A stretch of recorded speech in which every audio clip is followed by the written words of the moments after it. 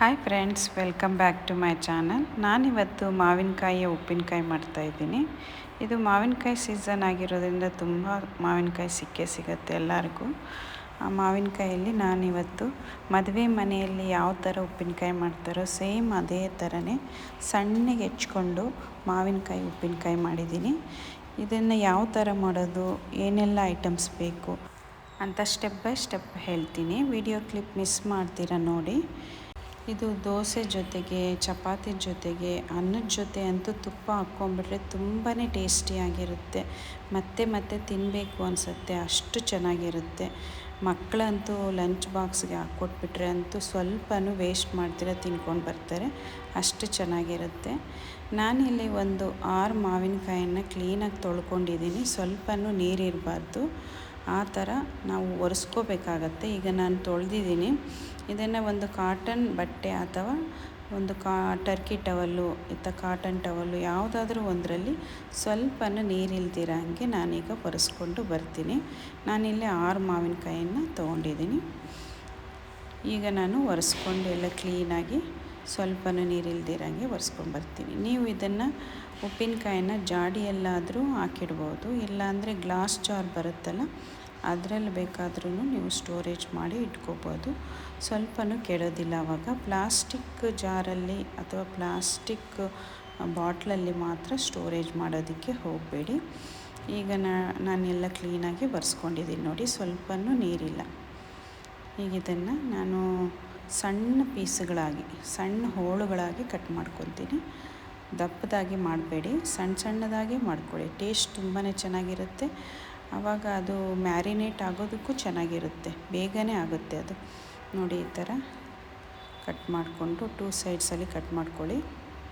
ಆ ವಾಟೆ ಇರುತ್ತಲ್ಲ, ವಾಟೆ ಸುತ್ತಲೂ ಈ ಥರ ಕಟ್ ಮಾಡ್ಕೋಬೇಕು. ಅದರಲ್ಲಿ ವಾಟೆಗೂ ಸುತ್ತಲೂ ಸ್ವಲ್ಪ ಇರುತ್ತೆ, ಅದನ್ನು ವೇಸ್ಟ್ ಮಾಡಬೇಡಿ. ಅದನ್ನು ಈ ಥರ ಸಣ್ಣದಾಗಿ ಸಣ್ಣ ಹೋಳುಗಳಾಗಿ ಕಟ್ ಮಾಡ್ಕೊಳ್ಳಿ. ಆವಾಗ ಅದು ಸ್ವಲ್ಪನೂ ವೇಸ್ಟ್ ಆಗೋದಿಲ್ಲ. ನೋಡಿ, ಈ ಥರ ಸಣ್ಣ ಪೀಸ್ಗಳಾಗಿ ಮಾಡ್ಕೊಳ್ಳಿ. ಚಾಕು ಸ್ವಲ್ಪ ಚೂಪಾಗಿರಲಿ, ಇಲ್ಲಾಂದರೆ ಕಟ್ ಮಾಡೋದಕ್ಕೆ ತುಂಬಾ ಕಷ್ಟ ಅಂತ ಅನಿಸುತ್ತೆ. ಚೂಪಿರೋ ಚಾಕುನ ತೊಗೊಳ್ಳಿ. ಇದನ್ನು ಈ ಥರ ಸಣ್ಣದಾಗಿ ಕಟ್ ಮಾಡ್ಕೊಂಡು ನಾನು ಈ ಥರ ಎಲ್ಲ 6 ಮಾವಿನಕಾಯನ್ನು ಕಟ್ ಮಾಡ್ಕೊಂಡ್ಬರ್ತೀನಿ. ನೋಡಿ, ಈ ಥರ ನೀವು ಒಂದು ಸಾರಿ ನೋಡ್ಕೊಂಡ್ರೇ ಗೊತ್ತಾಗ್ಬಿಡುತ್ತೆ ನಿಮಗೆ ಯಾವ ಥರ ಕಟ್ ಮಾಡೋದು ಅಂತ. ಸಣ್ಣದಾಗಿ ಈ ಥರ ಎಲ್ಲ ಕಟ್ ಮಾಡಿಕೊಂಡು ನಾನಿಲ್ಲಿ ಬೇಸನಲ್ಲಿ 2 ಕಟ್ ಮಾಡಿ ಹಾಕಿದ್ದೀನಿ ನೋಡಿ. ಇನ್ನೊಂದು ಈ ಥರನೇ ಕಟ್ ಮಾಡಿ ಪೂರ್ತಿ ಮಾವಿನಕಾಯಿ ಎಲ್ಲ ಕಟ್ ಮಾಡಿದ್ದೀನಿ ನೋಡಿ. ಈಗ ಇದನ್ನು ಮ್ಯಾರಿನೇಟ್ ಮಾಡಬೇಕು, ಅಂದರೆ ಚೆನ್ನಾಗಿ ಉಪ್ಪು ಹಾಕಿ ನೆನೆಸ್ಬೇಕು. ಒಂದು 10 ನಿಮಿಷ ಆದರೂ ಚೆನ್ನಾಗಿ ಉಪ್ಪಲ್ಲಿ ಅದು ಊರಿಬಿಟ್ರೆ ತುಂಬಾ ಟೇಸ್ಟ್ ಇರುತ್ತೆ ಅದು. ನಾನು ಇಲ್ಲಿ ಒಂದು 4 ಇಲ್ಲ 5-6 ಸ್ಪೂನಷ್ಟು ಉಪ್ಪು ಹಾಕ್ಕೊತಾ ಇದ್ದೀನಿ. ಹಾಕ್ಕೊಂಡಿದ್ದ ತಕ್ಷಣ ಈ ಥರ ಕಲಸಿ. ಉಪ್ಪು ಸ್ವಲ್ಪ ಜಾಸ್ತಿ ಇದ್ರೇ ಉಪ್ಪಿನಕಾಯಿಗೆ ಟೇಸ್ಟ್ ಚೆನ್ನಾಗಿರೋದು. ತುಂಬಾ ಜಾಸ್ತಿ ಹಾಕಕ್ಕೆ ಹೋಗಬೇಡ್ರಿ. 4-5 ಸ್ಪೂನು ಕಲ್ಲುಪ್ಪು ಬಳಸಿದ್ದೀನಿ ನಾನು. ನಿಮಗೆ ನುಣ್ಣುಪ್ಪು ಹಾಕ್ಕೊಳಗಿದ್ರೆ ಸ್ವಲ್ಪ ಕಮ್ಮಿ ಹಾಕ್ಕೊಳ್ಳಿ. ಆವಾಗ ನಾನು ಕಲ್ಲುಪ್ಪು ಹಾಕಿದ್ದೀನಿ ನೋಡಿ. ಈ ಥರ 4-5-6 ಸ್ಪೂನು ಹಾಕಿದ್ದೀನಿ ನಾನು. ಈ ಥರ ಕಲಿಸ್ಕೊಂಡು ಒಂದು 10 ನಿಮಿಷ ನಾನು ಸೈಡಿಗೆ ಇಟ್ಕೊತೀನಿ. ಅದು ಚೆನ್ನಾಗಿ ಮ್ಯಾರಿನೇಟ್ ಆಗುತ್ತೆ. ಆಮೇಲೆ ನಾನಿಲ್ಲಿ ಒಂದು 10 ಬೆಳ್ಳುಳ್ಳಿಯನ್ನು ಬಿಡಿಸ್ಕೊಂಡು ಇಟ್ಕೊಂಡಿದ್ದೀನಿ. ಆ ಬೆಳ್ಳುಳ್ಳಿಯನ್ನು ನಾನು ಈ ಥರ ಸುತ್ತಿಗೆಯಲ್ಲಿ ಚೆನ್ನಾಗಿ ಜಜ್ಕೊತಾ ಇದ್ದೀನಿ. ಪೂರ್ತಿ ನುಣ್ಣಗಾಗಂಗೆ ಜಜ್ಜಬೇಡಿ, ಸ್ವಲ್ಪ 1-2-3 ಸಾರಿ ಹಿಂಗೆ ಜಜ್ಜಿದ್ರೆ ಸಾಕು. ಇದನ್ನು ನಾನು ಒಗ್ಗರಣೆಗೆ ಹಾಕ್ಕೊತೀನಿ ನೋಡಿ. ಈ ಥರ ಜಜ್ಕೊಂಡು ನಾನು ಸೈಡ್ಗೆ ಇಟ್ಕೊಂಡಿರ್ತೀನಿ. ಈಗ ನಾನು ಒಗ್ಗರಣೆಗೆ ಮತ್ತು ಮಸಾಲೆಗೆ ಎಲ್ಲ ರೆಡಿ ಮಾಡ್ಕೊತೀನಿ. ನಾನಿಲ್ಲೊಂದು ಪ್ಯಾನ್ ತೊಗೊಂಡಿದ್ದೀನಿ. ಮಸಾಲೆ ಸಾಮಾನುಗಳು ಬಂದು ಸಾಸಿವೆ ತೊಗೊಂಡಿದ್ದೀನಿ. ಸಾಸಿವೆ ಒಂದು 2 ಸ್ಪೂನಷ್ಟು ಸಾಸಿವೆ ಹಾಕ್ಕೊತಾ ಇದ್ದೀನಿ. ಆಮೇಲೆ ಜೀರಿಗೆ 1 ಸ್ಪೂನಷ್ಟು ಜೀರಿಗೆಯನ್ನು ಹಾಕ್ಕೊತಾ ಇದ್ದೀನಿ. ಮೆಂತ್ಯ ಬಂದು ಒಂದು ಅರ್ಧ ಸ್ಪೂನಷ್ಟು ಬಳಸ್ತಾ ಇದ್ದೀನಿ. ಕರಿಬೇವು 1-2-3 ಸ್ಪೂನ್. ಇದನ್ನು ಲೋ ಫ್ಲೇಮಲ್ಲಿ ಚೆನ್ನಾಗಿ ಹುರ್ಕೋಬೇಕು. ಆ ಸುವಾಸನೆ ಬರೋದು ನಮ್ಗೆ ಗೊತ್ತಾಗುತ್ತೆ. ಜೀರಿಗೆ ಹುರಿಬೇಕಾದ್ರೆ, ಸಾಸಿವೆ ಕರಿಬೇವು ಹುರಿಬೇಕಾದ್ರೆ ಆ ಸುವಾಸನೆ ತುಂಬಾ ಘಮ್ ಅಂತ ಬರ್ತಿರುತ್ತೆ. ಆಮೇಲೆ ಅದು ಚಿಟಪಟ ಅನ್ನೋದು ನೋಡಿಕೊಂಡು ನಾವು ನೋಡಿ ಚಿಟಪಟ ಅಂತ ಇದೆ. ಈಗ ಸ್ಟವ್ ಆಫ್ ಮಾಡಿಕೊಂಡು ಒಂದು 10 ನಿಮಿಷ ತಣ್ಣಗಾಗೋದಕ್ಕೆ ಬಿಡೋಣ. ಇದನ್ನು ಬಿಸಿ ಇದ್ದಾಗ ಪೌಡರ್ ಮಾಡೋದಕ್ಕೆ ಹೋಗಬೇಡಿ. ಆಫ್ ಮಾಡಿಕೊಂಡು 10 ನಿಮಿಷ ಆಗಿದೆ. ಮಿಕ್ಸಿ ಜಾರ್ಗೆ ಹಾಕ್ಕೊತಾ ಇದ್ದೀನಿ. ಇದನ್ನು ಪೌಡರ್ ಮಾಡಿಕೊಂಡು ಬರ್ತೀನಿ. ನೋಡಿ, ಪೌಡರ್ ಮಾಡ್ಕೊಂಡು ಬರೋಣ. ಪೌಡರ್ ಆಗಿದೆ ನೋಡಿ, ಎಷ್ಟು ನುಣ್ಣಗಾಗಿದೆ. ಎಷ್ಟು ನುಣ್ಣಗಿರಬೇಕು ಉಪ್ಪಿನಕಾಯಿ ಹಾಕೋದಕ್ಕೆ, ನುಣ್ಣಗಿದ್ರೇ ಚೆನ್ನಾಗಿರೋದು. ಹೀಗೆ ಈ ಪೌಡರ್ನೆಲ್ಲ ಸ್ವಲ್ಪ ಸ್ವಲ್ಪನೇ ಹಾಕ್ಕೊಂಡು ಈ ಉಪ್ಪಿನಕಾಯಿ ಹೋಳುಗಳಿದ್ವಲ್ಲ ಅದಕ್ಕೆಲ್ಲ ಕಲಿಸ್ಕೋಬೇಕು. ನೋಡಿ ಈ ಥರ. ಇನ್ನು ಉಳಿದಂಥ ಪೌಡರನ್ನು ಹಾಕ್ಕೊತಾ ಇದ್ದೀನಿ. ಹಾಕ್ಕೊಂಡು ಇದನ್ನು ಚೆನ್ನಾಗಿ ಕಲಿಸ್ಕೊಂಡ್ಬಿಟ್ರೆ ನಾವು ಮುಂಚೆನೇ ಉಪ್ಪು ಹಾಕಿಟ್ಟಿದ್ವಲ್ಲ ಅದೆಲ್ಲ ನೀರು ಬಿಟ್ಕೊತಾ ಇರುತ್ತೆ. 10 ನಿಮಿಷ ಆಗಿದೆಯಲ್ಲ, ನೀರು ಬಿಟ್ಕೊತಾ ಇರುತ್ತೆ. ಅದೆಷ್ಟು ನೀರು ಬರುತ್ತೋ ಅಷ್ಟು ಟೇಸ್ಟ್ ಉಪ್ಪಿನಕಾಯಿ. ಈಗ ಇದಕ್ಕೆ ನಾನು ಖಾರದ ಪುಡಿ ಮನೆಯಲ್ಲೇ ಮಾಡಿದ್ದೀನಿ. ಬ್ಯಾಡಗಿ ಮತ್ತು ಗುಂಟೂರು ಎರಡು ಬಳಸಿ ಮಾಡಿರೋಂಥ ಖಾರದ ಪುಡಿ 1-2 ಸ್ಪೂನು ಇಲ್ಲ 3 ಸ್ಪೂನು ಹಾಕ್ಕೊಳ್ಳಿ, ನಿಮ್ಮ ಖಾರ ಟೇಸ್ಟು. ನಾನಿಲ್ಲಿ 2 ಸ್ಪೂನ್ ಹಾಕಿದ್ದೀನಿ. ನಿಮಗೆ ಬೇಕು ಅಂದರೆ 3 ಸ್ಪೂನು ಹಾಕ್ಕೋಬೋದು. ಇದನ್ನು ಈ ಥರ ಹಾಕ್ಕೊಂಡು ಕಲಿಸ್ಕೊಂಬಿಡಿ.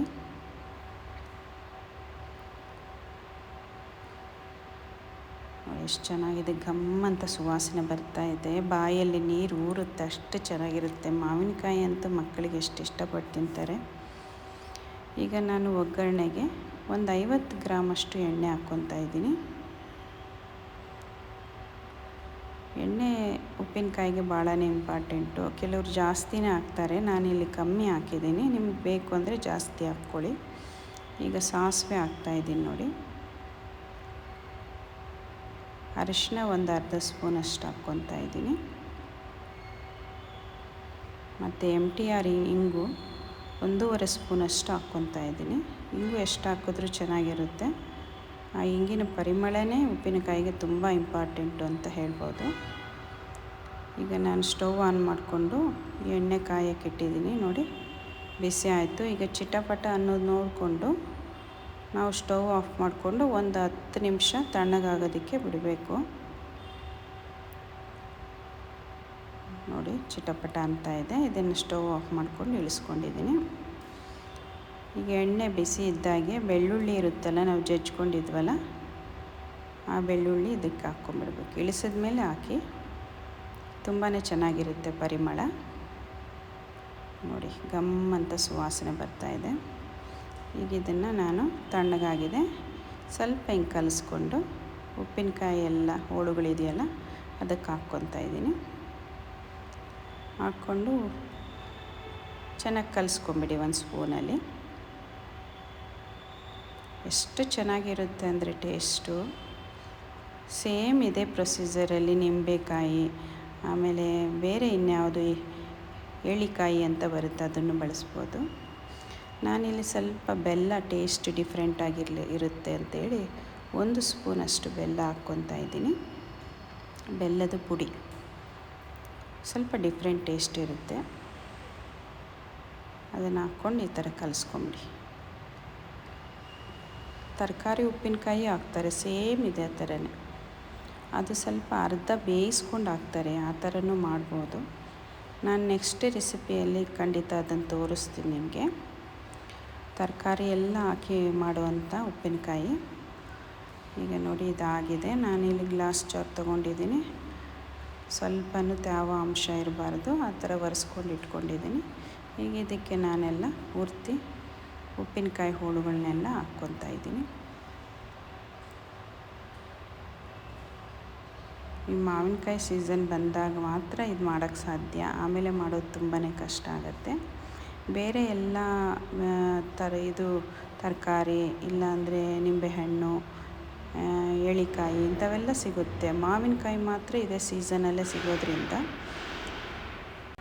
ಇವಾಗ ಮಾತ್ರ ಮಾಡೋಕ್ಕಾಗೋದಿದ್ದು. ನೋಡಿ ಈ ಥರ ಎಲ್ಲ ಹಾಕ್ಕೊಂಡು ಇಟ್ಕೊತಾ ಇದ್ದೀನಿ.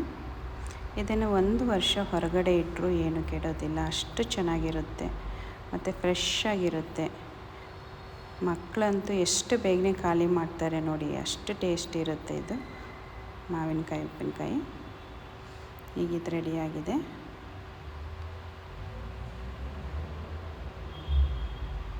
ಫ್ರೆಂಡ್ಸ್, ನಾನಿವತ್ತು ಮಾಡಿರೋಂಥ ಮಾವಿನಕಾಯಿ ಉಪ್ಪಿನಕಾಯಿ ನಿಮಗೆಲ್ಲ ಇಷ್ಟ ಆಗಿದೆ ಅಂತ ಅಂದ್ಕೊಂಡಿದ್ದೀನಿ.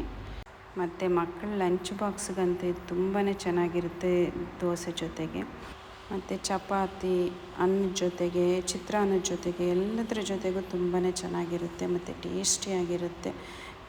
ಇದನ್ನು ಇವತ್ತು ನಾನು ಮಾಡಿರೋದು ನಿಮಗೆಲ್ಲ ಇಷ್ಟ ಆಗಿದ್ದರೆ ಪ್ಲೀಸ್ ಲೈಕ್ ಆ್ಯಂಡ್ ಸಬ್ಸ್ಕ್ರೈಬ್ ಮತ್ತು ಕಾಮೆಂಟ್ ಬಾಕ್ಸಲ್ಲಿ ರಿಪ್ಲೈ ಹಾಕೋದನ್ನು ಮರಿಬೇಡಿ. ಮತ್ತು ಯಾರೆಲ್ಲ ಹೊಸದಾಗಿ ನನ್ನ ಚಾನಲ್ ನೋಡ್ತಾ ಇದ್ದೀರಿ, ಇನ್ನೂ ಸಬ್ಸ್ಕ್ರೈಬ್ ಆಗಿಲ್ಲ ಅಂದರೆ ಸಬ್ಸ್ಕ್ರೈಬ್ ಮಾಡ್ಕೊಳ್ಳಿ. Thank you friends.